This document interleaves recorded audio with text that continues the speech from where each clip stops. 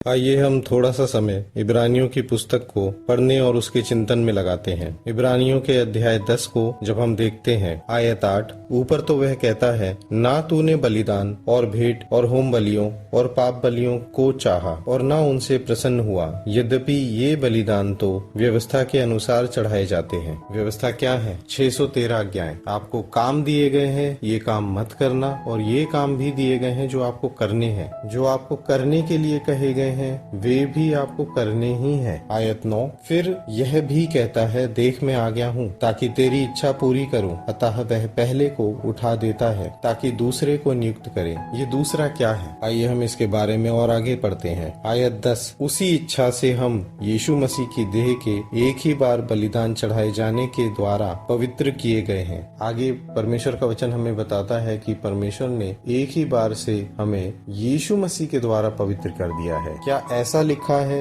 कि आपके कामों से, आपके झूठ ना बोलने से, आपके आज्ञा मानने से, आपके परमेश्वर के वचन के पीछे चलने से, या ये लिखा है उसी इच्छा से हम यीशु मसीह की देह के एक ही बार बलिदान चढ़ाए जाने के द्वारा पवित्र किए गए हैं? क्या ये लिखा है कि हम किए जाएंगे? हम किए जा चुके हैं। आइए और आगे देखते हैं। आयत 11, हर एक याजक तो खड़े होकर प्रतिदिन सेवा करता है और एक ही प्रकार के बलिदान को, जो पापों को कभी भी दूर नहीं कर सकते, बार बार चढ़ाता है। आपके मन में आप दुखी होते हैं जब कभी भी आप परमेश्वर की आज्ञा को तोड़ते हैं, जब कभी भी आपको लगता है कि आपने गलत किया है, आप माफिया मांगते हैं, आप परमेश्वर के सामने रोते हैं, गिड़गिड़ाते हैं, बिल्कुल उसी याजक के समान जो बिल्कुल यही करता है कि बस आपके पापों की क्षमा परमेश्वर से मांग लेता था। आइए उसके अगली आयत पढ़ते हैं जो कि 12वीं है। परंतु यह व्यक्ति तो पापों के बदले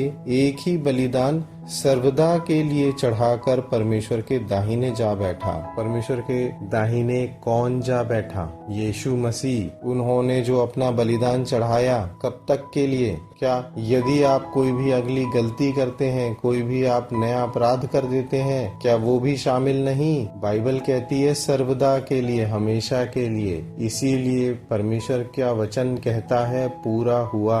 आपके बलिदान, आपके सारे पापों की क्षमा, पूरे जगत के सारे पापों की क्षमा क्रूस पर परमेश्वर ने दे दी। इसीलिए गलातियों में लिखा है, मैं मसीह के साथ क्रूस पर चढ़ाया गया। कौन चढ़ा क्रूस पर? सिर्फ मसीह। परमेश्वर की आंखों में आप मसीह के साथ क्रूस पर चढ़ाए गए। आयत 14, क्योंकि उसने एक ही चढ़ावे के द्वारा उन्हें जो पवित्र किए जाते हैं सर्वदा के लिए सिद्ध कर दिया है। आप आमीन करके विश्वास कीजिए। आपको क्या करना है? सिर्फ यस, आमीन, और इस बात को अपने मन में अपनाइए। आप अपने मन में अपनाइए जो परमेश्वर के पुत्र ने आपके लिए किया है। मैं आपके लिए भजन संहिता 51 पढ़ता हूँ। पाप क्षमा के लिए प्रार्थना। हे परमेश्वर, अपनी करुणा के अनुसार मुझ पर अनुग्रह कर। अपनी बड़ी दया के अनुसार मेरे अपराधों को मिटा दे। मुझे भली भांति धोकर मेरा अधर्म दूर कर और मेरा पाप छुड़ाकर मुझे शुद्ध कर। मैं तो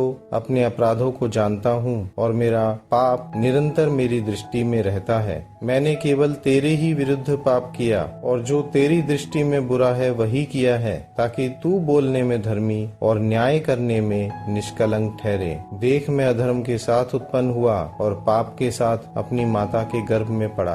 देख तू हृदय की सच्चाई से प्रसन्न होता है और मेरे मन ही में ज्ञान सिखाएगा। जूफा से मुझे शुद्ध कर तो मैं पवित्र हो जाऊंगा। मुझे धो और मैं हिम से भी अधिक श्वेत बनूंगा। मुझे हर्ष और आनंद की बातें सुना, जिससे जो हड्डियां तूने तोड़ डाली हैं वे मगन हो जाएं। अपना मुख मेरे पापों की ओर से फेर ले और मेरे सारे अधर्म के कामों को मिटा डाल। हे परमेश्वर, मेरे अंदर शुद्ध मन उत्पन्न कर और मेरे भीतर स्थिर आत्मा नए सिरे से उत्पन्न कर। मुझे अपने सामने से निकाल न दे और अपने पवित्र आत्मा को मुझसे अलग ना कर। अपने किए हुए उद्धार का हर्ष मुझे फिर से दे और उदार आत्मा देकर मुझे संभाल। तब मैं अपराधियों को तेरा मार्ग सिखाऊंगा और पापी तेरी ओर फिरेंगे। हे परमेश्वर, हे मेरे उद्धारकर्ता परमेश्वर, मुझे हत्या के अपराध से छुड़ा ले। तब मैं तेरे अधर्म का जय जयकार करने पाऊंगा।